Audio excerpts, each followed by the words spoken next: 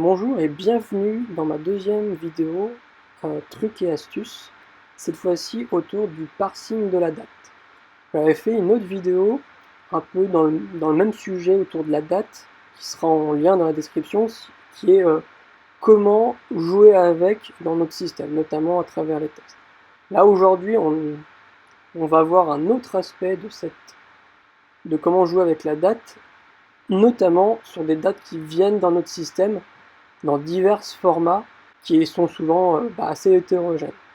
Par exemple, là, on va voir divers formats qu'on m'a proposé et que j'ai aussi trouvé. Là, on peut les différencier en deux catégories, ceux du haut des formats type standard et ceux du bas des formats plutôt orientés métier. Là, on voit sur ceux du bas, là, c'est vraiment des trucs assez spécifiques. Là, je regarde, je vois le -30F M6 qui doit donner 3 jours ouvrés avant la fin du mois de juin. C'est vraiment spécifique à du métier. C'est vraiment très métier pour le coup. Pareil pour le +3 target qui est 3 jours après la date du jour, etc. Donc ça, on va pas s'en occuper. On va plutôt s'occuper de tout ce qui est la partie donc du haut sur des formats dit relativement standard. Pour la première date, 01 mai, 1943, ça doit nous donner 1943 du 0-05-01.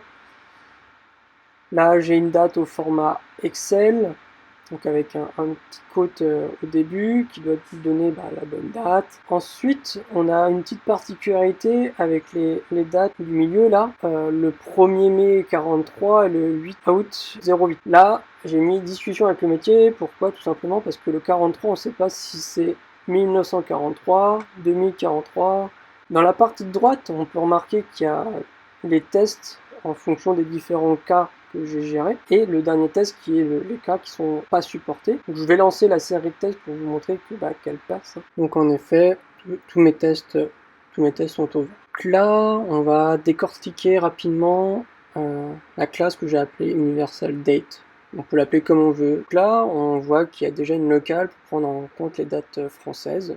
Voilà. Encore une fois, c'est un choix d'implème, on pourrait aller plus loin. Ensuite, tous les formats qui sont pris en compte, donc qui regroupent les formats du haut. Ensuite, comment ça marche? Donc je sanitamise la date, par exemple j'enlève les quotes pour la date Excel, je mets en minuscule, je fais des trucs pour comparer aisément le format de la date. Ensuite, je regarde si j'ai un format, si la date correspond à un des formats, sinon je renvoie unsupported. Et ensuite, quand je veux récupérer la valeur, je fais les mêmes étapes et je parse avec une librairie. Là, en l'occurrence, c'est DateFNS dans le monde JS, qui est pas mal.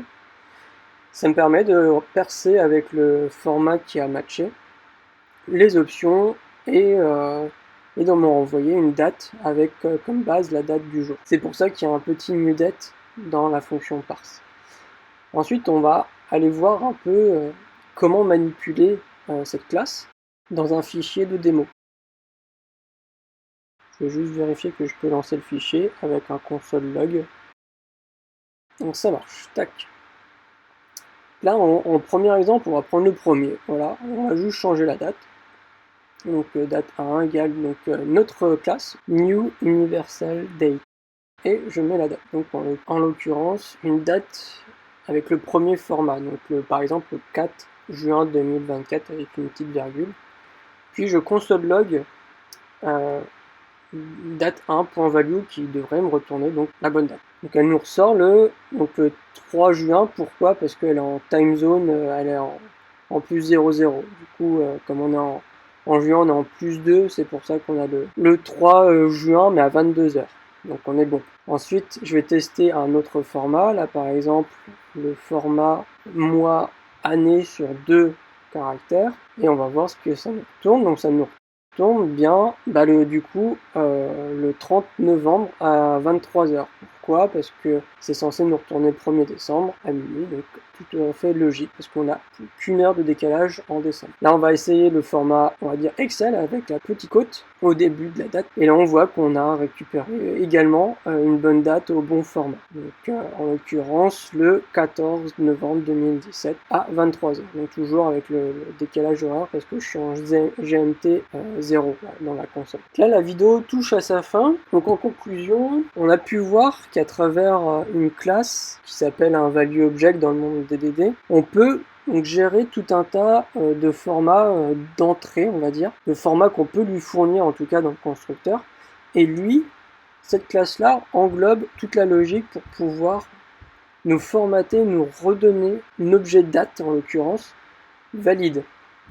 Et ça, c'est assez cool. Pourquoi? Parce qu'on va pouvoir utiliser cette classe à la place de tous les parses de date que peut nous fournir le langage. Là, tout est centralisé. Et si demain, on a un format qui change ou qu'il y a un nouveau format, et bien c'est centralisé à un seul endroit.